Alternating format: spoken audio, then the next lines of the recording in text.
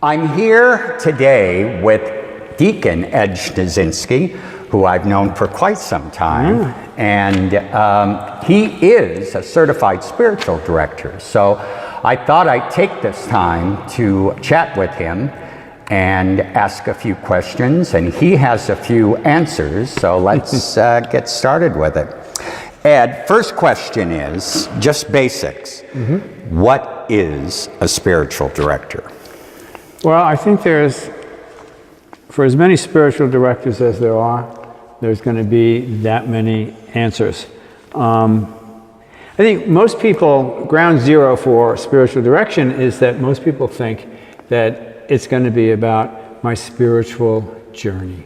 How is God at work in my life?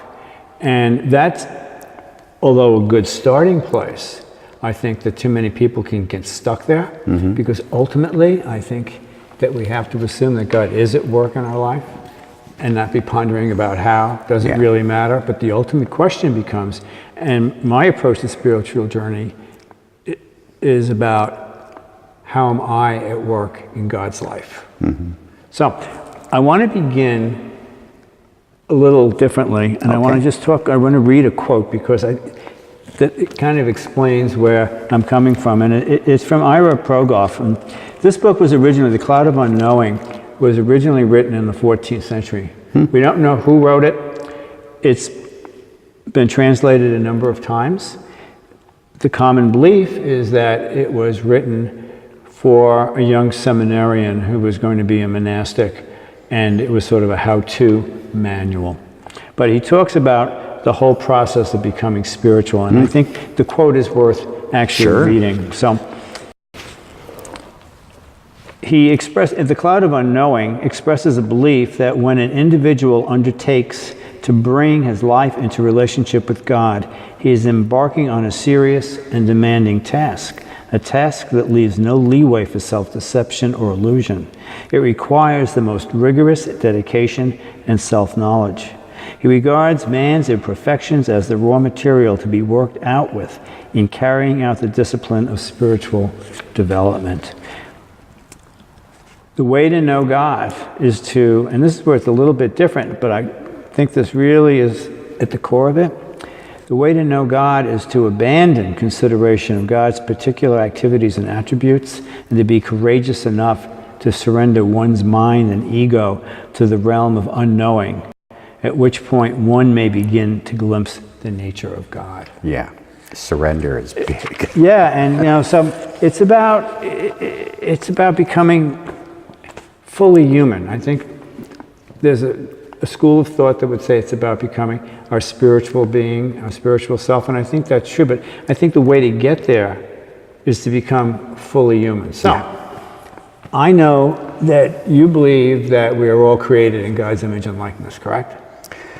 I have redefined image and likeness myself, but yes. But basically, I'll accept that. And that transcends Christianity, that transcends everything. Right.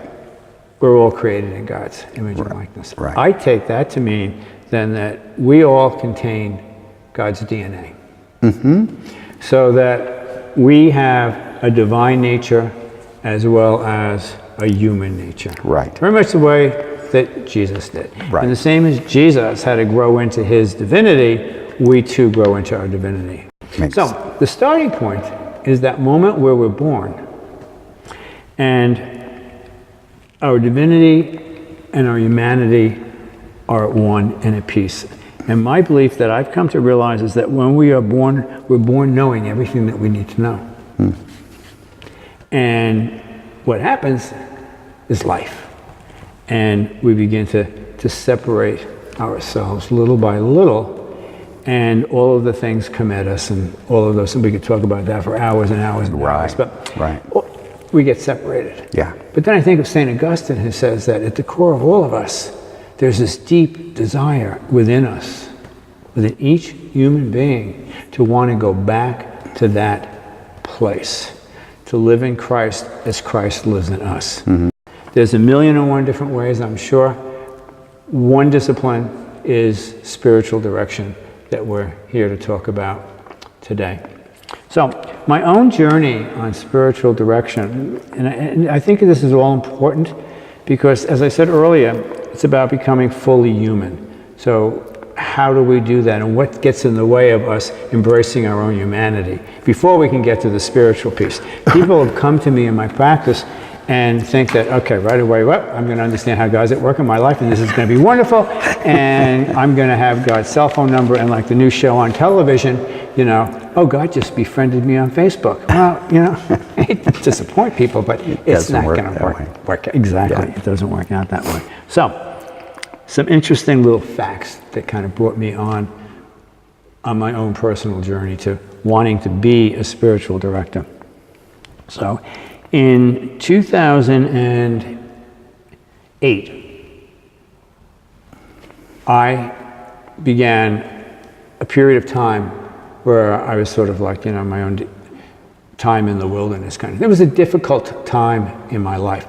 I was ending a relationship of 26 years. And I say that because what's important about that is not that I was ending the relationship and not that I fell out of love, because I never did fall out of love, but I began to love myself. And a change started brewing in me. Didn't have a clue as to what it was, but it began this process. Later in 2008, that same year, actually it'll be 10 years ago now, on October 15th, I'll have 10 years of sobriety. And that was very important in this process because it helped me to understand my humanity a little bit more and accept myself for who I am. For all of you. Yeah, absolutely. Yeah. Thank you. Yeah. That is so true. And still learning. And still very much learning. And then, you know, I mean, I was already ordained at that point, and sort of fast forward a little. Well, 2008 was a crazy year. I bought a house. You know, I was ending this relationship. I probably did all the things that one should not do in their first year of sobriety. So my sponsor tells me. Yeah. To this day, he reminds me of all of that. But the point is, I did what I had to do, and, you know, I'm stubborn. So, and then in 2011, it really sort of all came to a head for me. As you know, I had a job with a lot of responsibility at one time. That job sort of went away, so that was, and I was 62 years old. So suddenly I learned all about, from a headhunter, age discrimination. And just, okay, how to reinvent myself.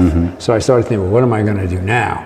I had to really look at my skills, but deal with that part of my own humanness where for the first time in my life, someone says, you don't have a job. And that was devastating to me, because so much of my life, I thought in that moment, was tied up in that job. That same year, I was diagnosed with clinical depression, which is fabulous, only because I now knew why I was lying around looking at reruns of Law and Order all day long, and finally made a little bit of sense. So that helped. But man, did that help me understand my brokenness, you know, and to really begin to embrace my brokenness. Then at the end of that year, I had a stroke. So there was a little bit more of this fragileness that I had to embrace. So I'm just going to go back a little bit. I spent 10 years working with a man in therapy who was a Jungian therapist, but also had a Master of Divinity degree. Oh, wow. And over a period of time, we began to work in that place where the soul and the psyche meet. So he began to really kind of make me very curious and kind of started chipping away very, very, very slowly at the importance of these two. And the thing is that, you know, in spiritual direction, you can hope to go back to that place, but we never get back there. Yeah. It's just not going to happen. You know, the saints didn't get back there. We're not going to get back there. The only one I know that ever got back there was probably Jesus, you know, and when I catch up to him and have some one-on-one time in the interview, you know, I'll ask the questions. But we have those moments, don't we, where it comes, we get closer to it. Having said all of that, spiritual direction. I don't know a better term. I mean, call it whatever you want to call it. It is about getting a direction, I suppose. I don't know that it's all spiritual. There's always a fine line between spiritual direction and psychology. People today tend to be very, very broken and wonder what's their place in the world. I think I think young people today are much more open to analysis and things like that than are certainly my parents' generation, which was, you don't talk about these things. And, it'll go away, so don't worry about it. Yeah. Well, it doesn't go away. I have a whole lifetime of woundedness that testifies to that. So the first thing that I like to do with people is look at how do we become fully human. Now, I got a couple books here with me, and I'm not going to read from any of them, but I just want to talk about them a little bit. Yeah, and what I'll do is, before you leave, I'll get the names and the authors, and I'll put them in below us so they can go. So the first one is on becoming human. I don't know if you're familiar with this. This is the guy, Jean Vanier, who founded l'Arc. And he worked with people who are, in a sense, less than, but who are challenged physically, mentally, and emotionally, and helped them and helped others around them who work with them find God in their lives. They really had to accept who they were. But the amazing thing is that these people who we would look on as less than was so much more than, because they really understood their limitations and understood their relationship with God. And I don't know that I think rather that the wounded may be closer to that union than other people.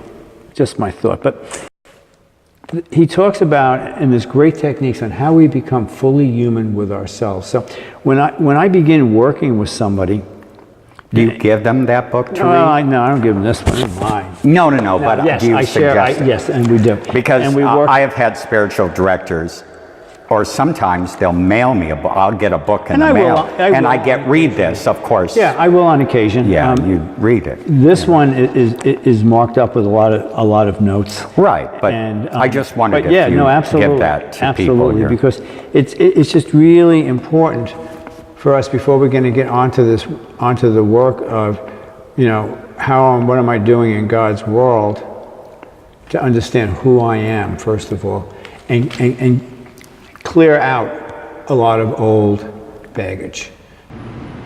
As you can see from my interview with Deacon Ed, our conversation doesn't end here.